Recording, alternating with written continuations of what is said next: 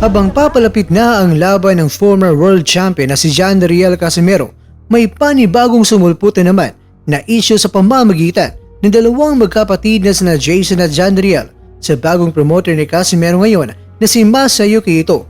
Totoo nga bang hindi na nasiyahan ng angas ng Pinas sa kanyang manager na sina Egis Climas at Jose de la Cruz?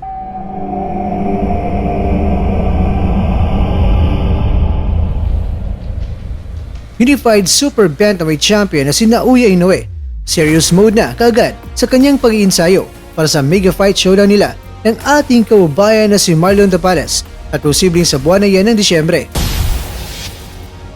WBA Bantamweight World Champion na si Takuma Inoue sa wakas umami na kung bakit ang ating kaubayan na si Jerwin Ancas ang mas pinili niya na kakalabanin para sa kanyang unang world title defense. Ito ang mga nilalaman ng ating kwentuhan. Kaya hindi na natin patatagalin pa. Tara, kwentuhan na!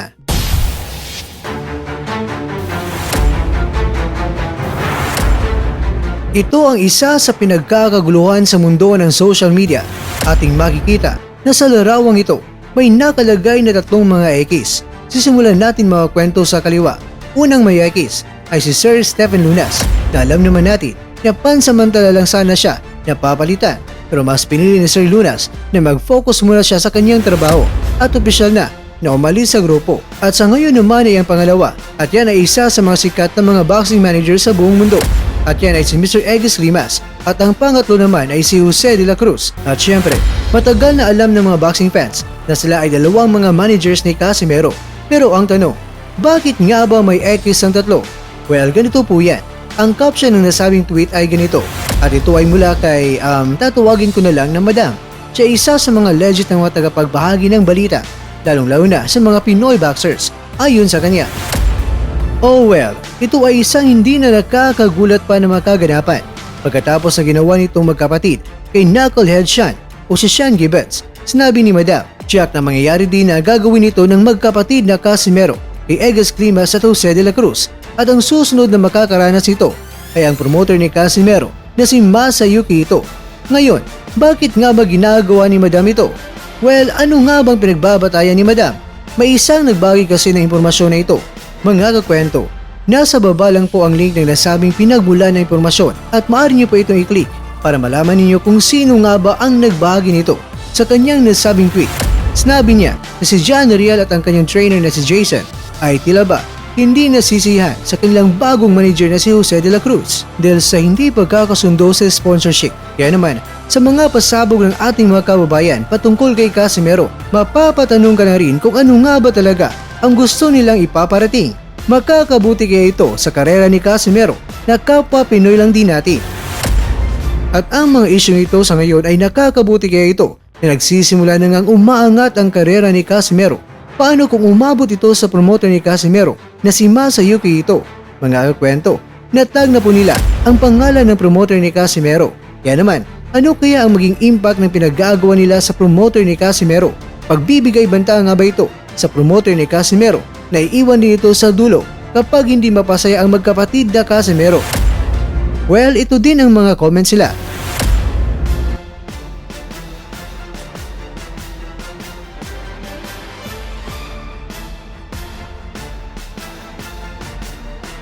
Pasi-check nyo lang mga kwento ang link para malaman ninyo kung sino-sino ang nag-iingay dito at tinatag pa nila ang promoter ni Casimero.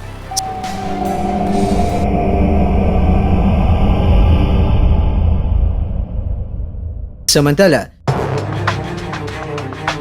ibinunyag ng Inoue Brothers na mahigit isang linggo na silang sinimulan ang kanilang physical strength training para sa paghahanda nila sa paparating na laban kontra yan sa ating mga kaubayan na sina Champ Marlon Tapales at Jerwin Ancas. Ibinunyag naman ni Takuma na napili niya itong si Ancas na kanyang kakalabanin dahil naniniwala siya na si Ancas ang pinakamalakas na challenger dahil nagawa ni Ancas na nadepensahan niya ang kanyang world title sa 9 na beses. Dahil ang target ni Takuma ngayon mga kwento ay aba, maging undisputed bantamweight world champion tulad ng kanyang kuya na si Naoya.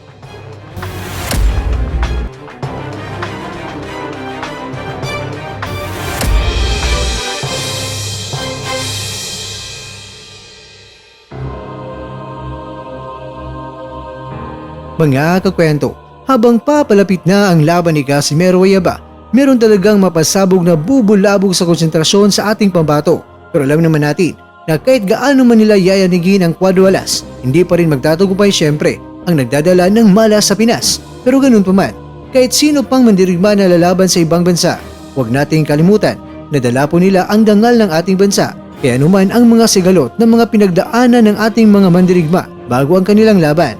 Pero sana sa pagdating sa laban ay atin silang suportahan dahil ibabandera po nila ang dangal ng ating bayan.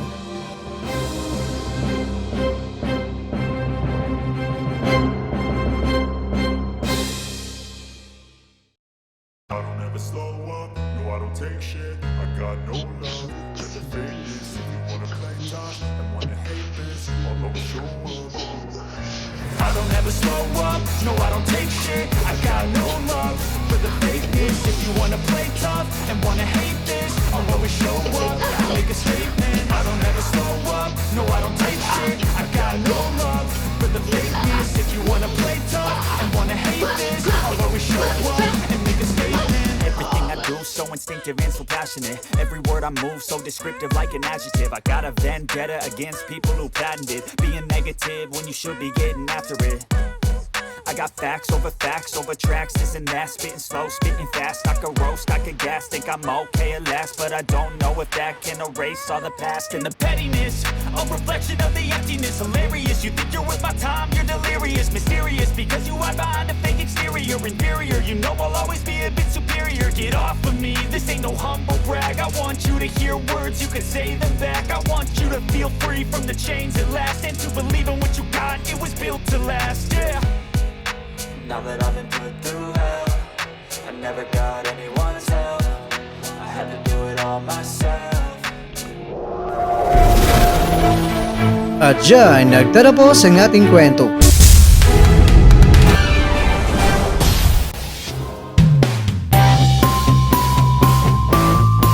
Maraming salamat mga kakwento sa inyong panonood. Pero baka naman mga kwento ay nagustuhan niyo po ang kwento natin ngayon. Baka pwede niyo po akong mabigyan dyan ng like.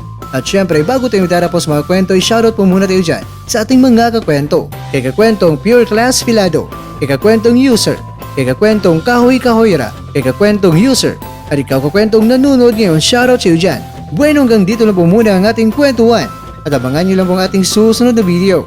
At dito lang po yan sa isang channel na kung saan maaring ito'y mga kwentong di pa na kwento sa inyo.